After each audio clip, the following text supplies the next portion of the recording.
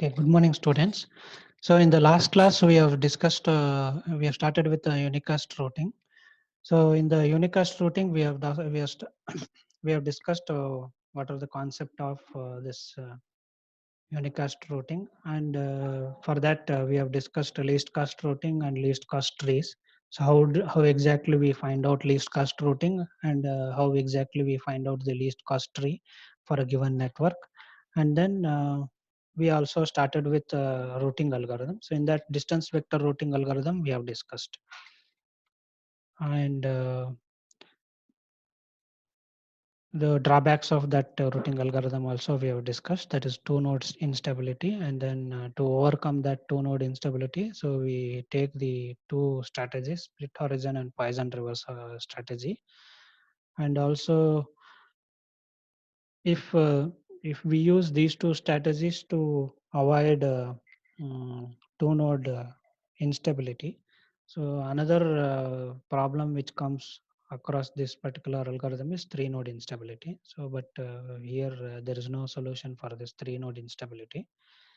And next one is link state routing. So in the last class we have I have given the introduction for this link state routing.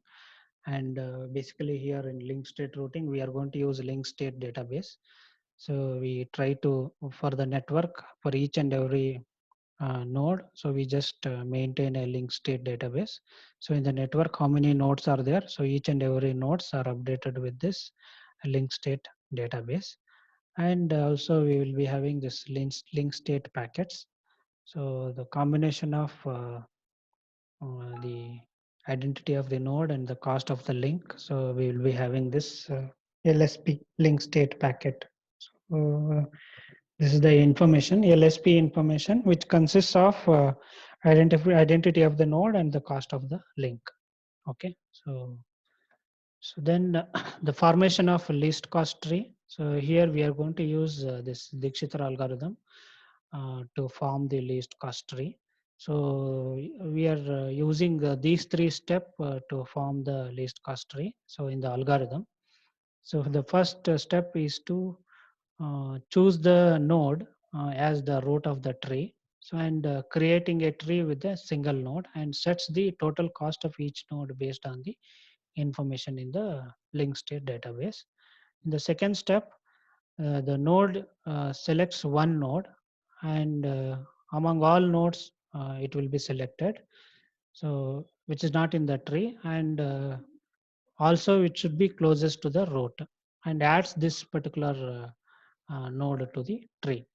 In the third step, so the node repeats the step 2 until all nodes are added to the tree. Okay, so these three steps we are going to use in the Dikshitar algorithm. So this is the algorithm given. So here we are trying to initialize. The tree is made only of the root. So whatever the root we have, so only that root is made up of that tree. So the for y is equal to 1 to n. So how many number of nodes are there? So n is the number of nodes. So 1 to n, we just try to execute this for loop. So if y is the root, so d of y is equal to 0. If y itself is the root, so then that will be made as 0. Else if y is a neighbor, so then d of y is equal to c of root of y. So from y to c, so how much value is there, so that will be updated, that is cxy is the cost between nodes x and y in the database. Otherwise, if it is not a neighbor, the neighbor node, it is not a neighbor node, so then it will be updated with the infinity. Okay, so this is how we initialize the uh, all nodes in a tree.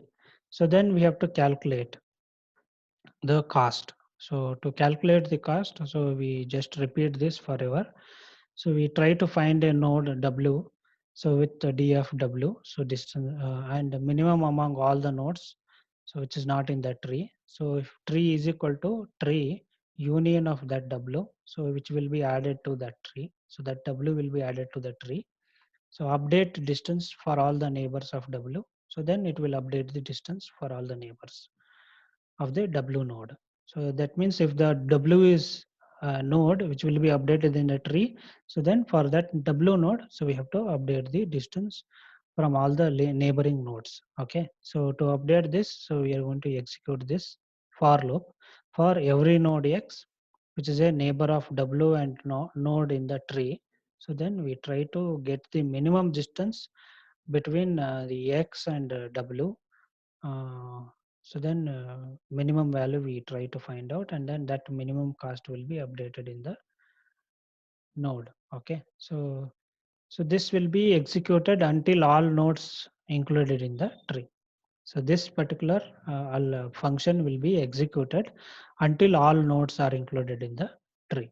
Okay, so this is a Dikshitar algorithm which we are going to use. I think this algorithm already we have executed. Even distance vectors algorithm is also we have executed in the lab, and Dikshitar algorithm also we have executed in the lab.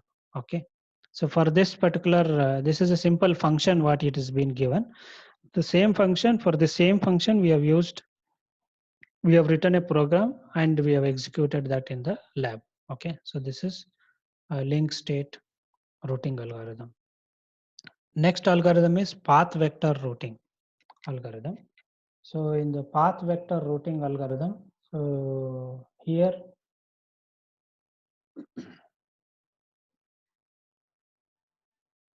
um, both the link state and distance vector routing are based on the least cost uh, routing.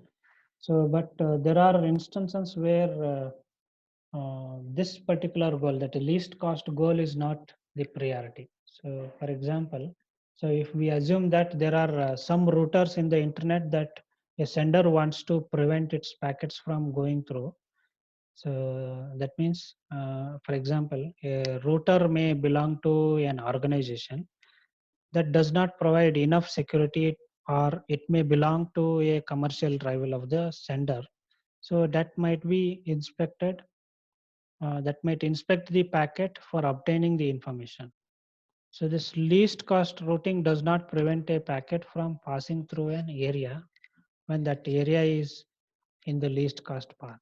So the least cost goal is applied by least cost or the distance vector routing, but it will not allow a sender. These two will not allow sender to apply specific policies to the route to route a packet from packet. Okay, so that means the safety and security mm,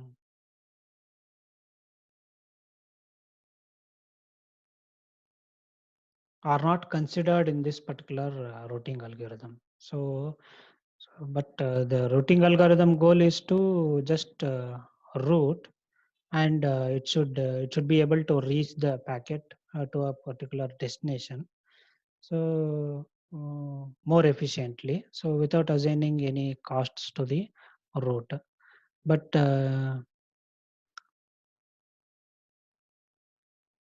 so these are the some of the demands what the network requires nowadays, because the routing algorithm.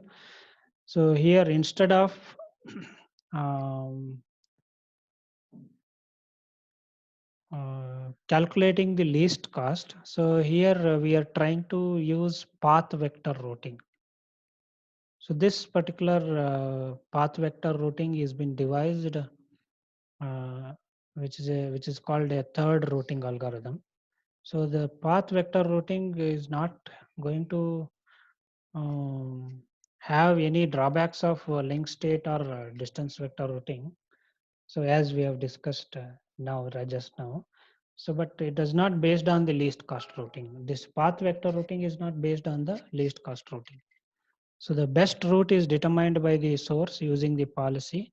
So it imposes on the route. So that means the source can control the path. So although the path vector routing is not actually used in an internet, so it is mostly designed to route a packet between internet service providers. Okay. So in this case, the main in the path vector routing, the path from source to all destinations is determined by the best spanning tree. So the best spanning tree is not the least cost tree. So it is the tree determined by the source when it imposes its own policy. Okay. So the policy can be, if there is more than one route to a destination, the source can choose the route that meets its policy best. So the source may apply several policies at the same time. So one of the common policies uses the minimum number of nodes to be visited. Okay. So this can be one policy, minimum number of nodes to be visited in the particular path. So another common policy is to avoid some nodes as the middle node in a route. So it should try to avoid some nodes, so as a middle node, so in that particular route. Okay. So this is how we try to apply some policies into a path vector routing. So that policy can be a spanning tree. Okay. So in the diagram, you can see the spanning trees in the path vector routing. So this shows a small internet. So with only 5 nodes. So each source has created its own spanning tree. So which is going to meet its policy. So whatever the policy has been assigned. So that policy, all the nodes has to uh, uh, apply with these particular policies. So the policy is imposed by all the sources. So sources, it is to use the minimum number of nodes to reach the destination. So the spanning tree is selected by A and D, so such that the communication does not pass through D. So in the diagram you can see, so because D is a middle node, so it should avoid that. Similarly, the spanning tree selected by B is such that the communication does not pass through C. So that C should not become a middle node for B. Okay. So in the first graph, you can see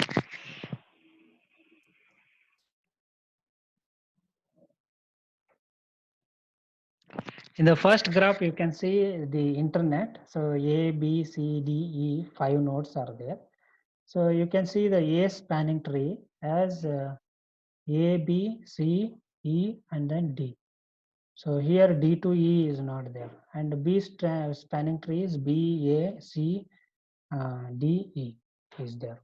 Okay. So you can see the spanning trees for each and every node. So for each and every node, spanning tree is given. A spanning tree is there, B spanning tree is there, and C spanning tree is there, D spanning tree is there, and E spanning tree is there. Okay.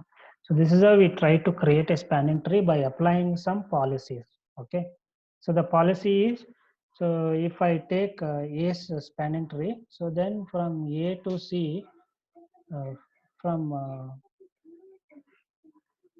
um, if I take this, so from A to E, that is A and E, if I take, so the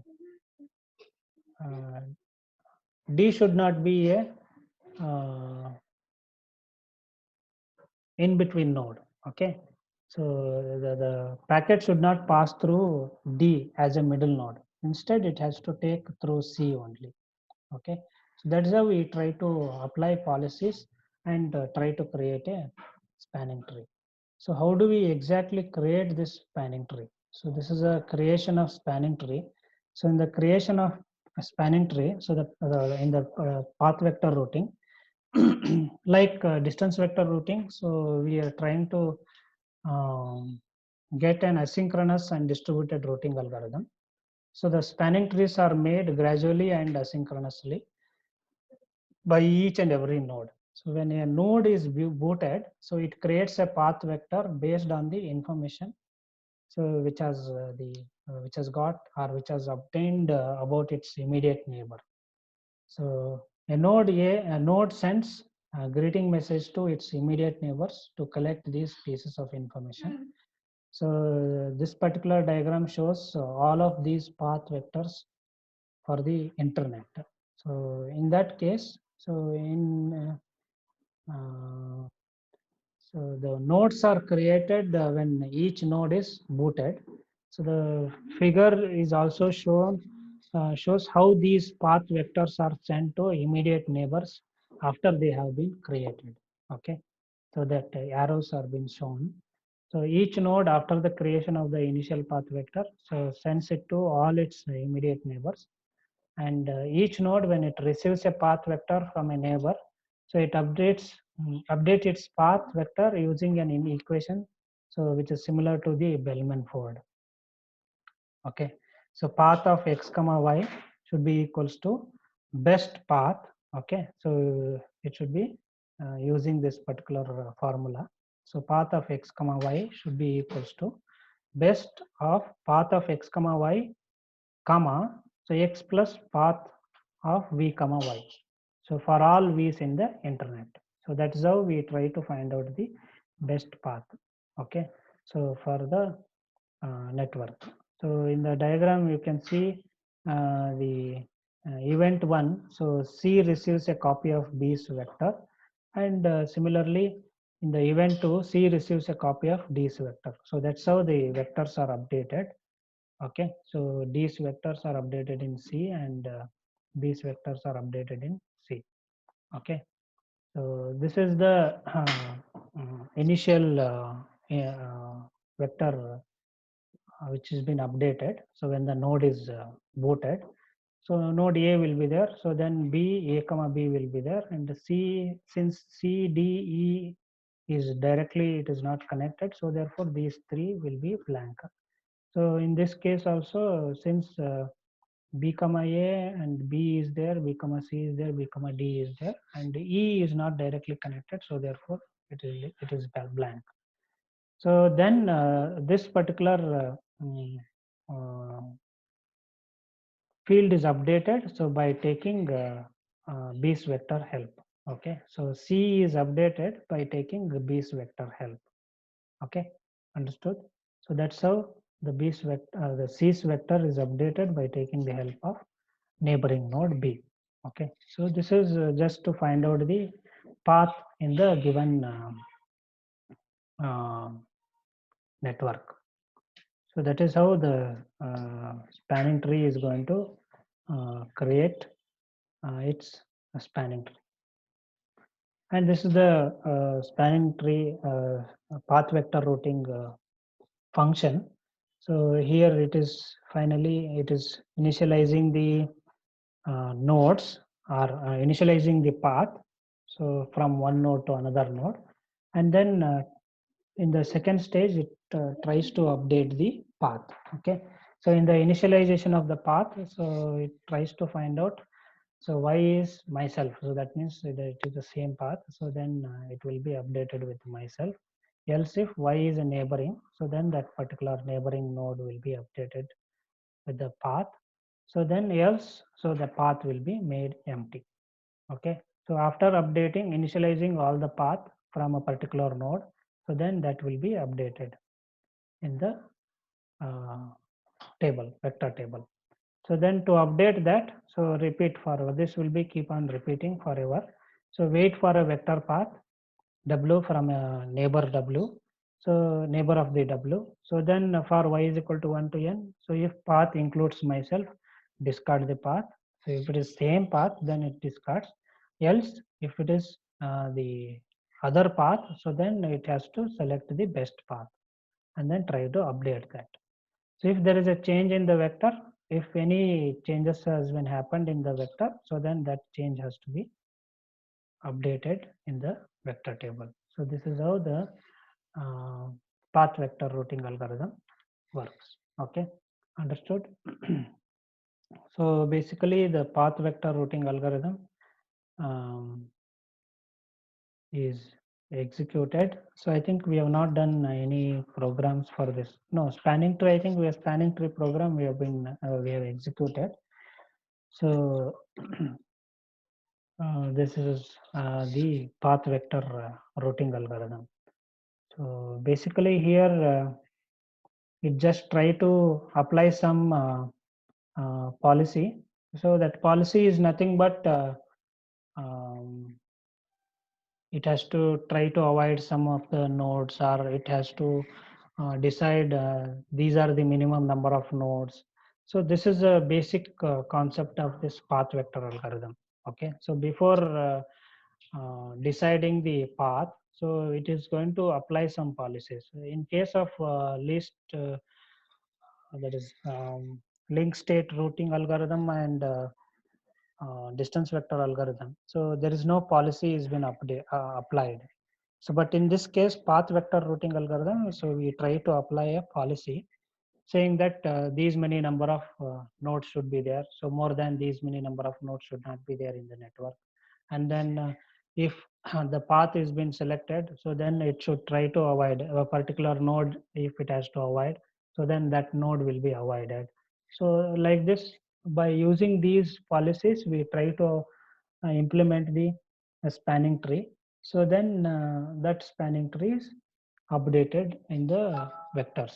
Okay, so this is how exactly the path vector algorithm routing algorithm works. Basically, the algorithm works in two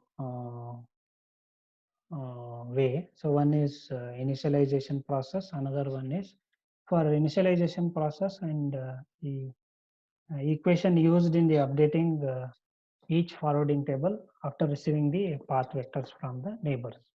Okay, so that is what uh, is executed in this particular algorithm. So,